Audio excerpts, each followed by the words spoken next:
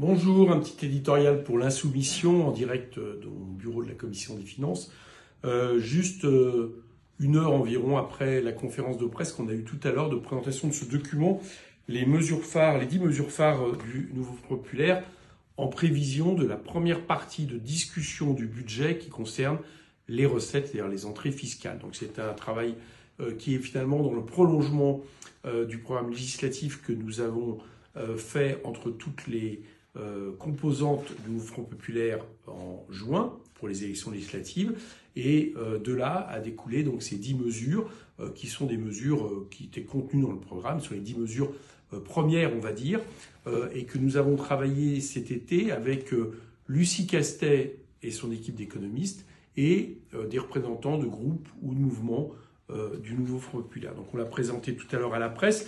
Alors c'est quoi ces 10 mesures phares qui sont censées nous rapporter environ 50 milliards d'euros de recettes supplémentaires à l'État, avec la fin des exonérations patronales au-dessus du SMIC, 8 milliards, le recentrage du crédit impôt recherche, 3 milliards, ISF avec volet climatique, réforme de l'exit tax, 15 milliards, suppression du prélèvement forfaitaire unique, 2,5 milliards, taxe sur les héritages dorés, 7 milliards, taxe exceptionnelle sur les profits et superdividendes, 5 milliards, taxe sur les transactions financières, 2 milliards, mettre fin aux privilèges injustes de l'aérien, 1,5 milliard, et enfin redonner des marges de manœuvre aux collectivités locales, 5 milliards, notamment avec le rétablissement du CVAE. Voilà, c'est un document important. Pourquoi ? Parce que à partir de là, on va transformer ces mesures en amendements identiques et on compte bien les faire passer dans la commission des finances, débat qui commence le mercredi 16, où, on le sait, les composants du NFP sont peut-être pas majoritaires à eux seuls, mais elles forment un socle suffisant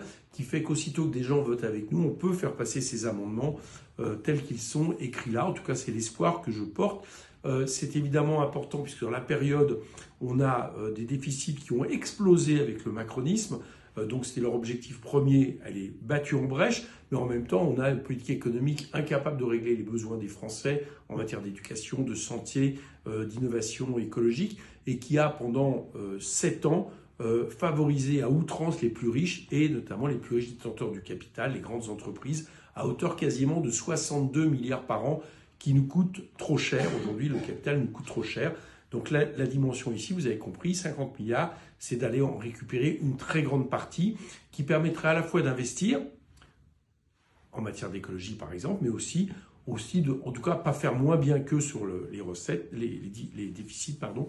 Et comme nous espérons que cette politique aurait des effets en termes d'activité économique, de consommation populaire, d'où des rentrées de cotisation, d'où des rentrées de fiscalité, et bien tout ça serait assez vertueux. Voilà, c'est ce qu'on se donne comme objectif, en faire passer le maximum.